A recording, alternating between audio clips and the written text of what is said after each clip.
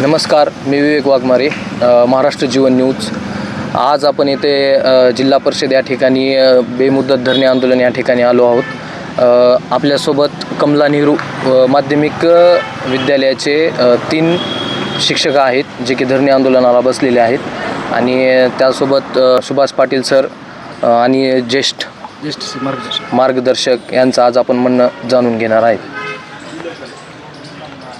त्याचा असा आहे, हे जे 3 शिक्षक जे उपोषणाला बसलेले आहेत माध्यमिक विभागात, म्हणजे 9वी 10वीला संच मान्यतेनुसार 4 शिक्षकाचे पद मान्य आहेत। 1 शिक्षक कार्यरत आहे, 3 शिक्षक जागा रिक्त आहेत। या 3 शिक्षकाला त्यांनी मान्यता देतो म्हणतात, पण 5वीच्या वर्गावर असलेले जे एकूण संख्यापेक्षा 50% इतके शिक्षक एकाच वर्गावर आणि 6वी ते 10वीच्या वर्गावर 4 शिक्षक आणि त्या शिक्षकाचं समायोजन झाल्याशिवाय त्यांना मान्यता देता येणे, म्हणून हा खोडसाळपणा करून शिक्षण विभाग चालढकल करत आहे आणि त्यांना न्याय द्यावा।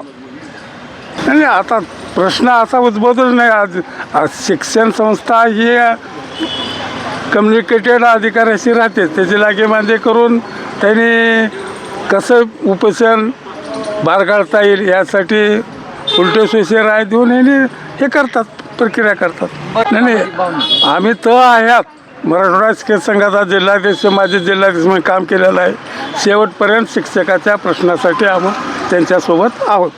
तर आपण पाहिले आहे की मराठवाडा शिक्षक संघाचे माजी अध्यक्ष सुभाष पाटील सर यांनी शेवटपर्यंत शिक्षकांच्या सोबत राहण्याची भूमिका मांडलेली आहे।